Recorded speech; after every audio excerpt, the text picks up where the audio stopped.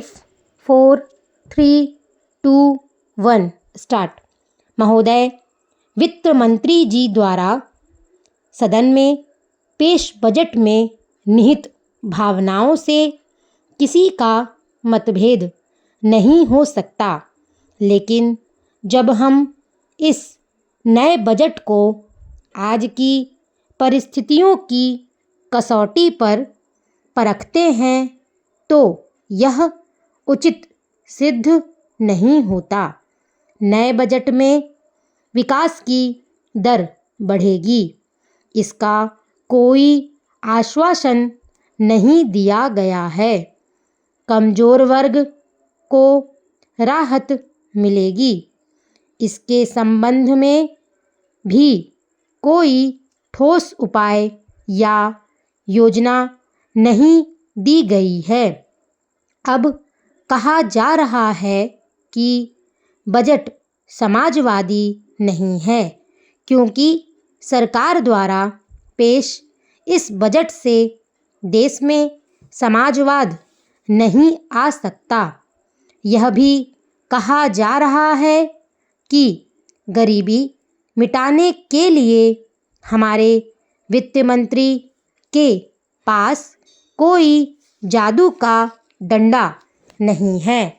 मेरे विचार से यह बजट विकास विरोधी बजट है।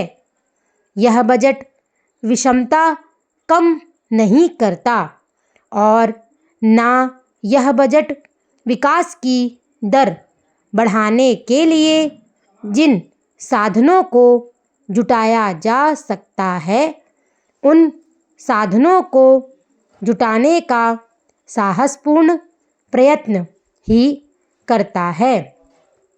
मुझे आश्चर्य है कि प्रत्येक बजट में योजना के नाम पर अधिक रुपए रखने की बात कही जाती है और इस बजट में भी वित्त मंत्री महोदय ने अपने बजट भाषण में कहा है कि हमने करोड़ों रुपए इस वर्ष की योजनाओं के लिए रखे हैं। जब वित्त मंत्री जी ने यह बात कही तो अनेक माननीय सदस्यों ने बधाई दी।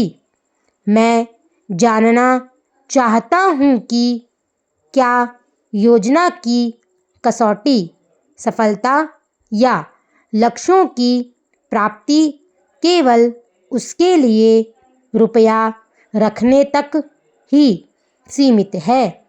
यदि आप अंतरिम बजट को देखें और वित्त मंत्री महोदय के उस समय के भाषण को पढ़ें तो आपको पता चलेगा कि पिछले बजट में हमने अलग अलग मदों के लिए योजना के वास्ते कई जगह रुपया रखा था, लेकिन यह रुपया खर्च नहीं हुआ। मेरे कहने का अर्थ यह है कि जिस काम के लिए रुपया रखा जाए और वह खर्च ना हो तो आश्चर्य की बात है। गरीबी हटाओ का नारा लगाया गया। गरीबी एकदम नहीं हटाई जा सकती है, लेकिन यदि गरीबी नहीं हटे तो कम से कम घटे अवश्य।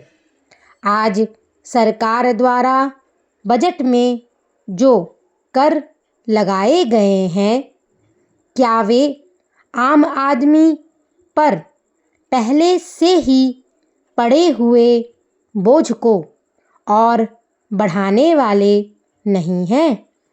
मैं वित्त मंत्री महोदय से पहले रेल मंत्री द्वारा पेश किए गए रेल बजट में किराए और माल भाड़े की दर में भी वृद्धि की गई है।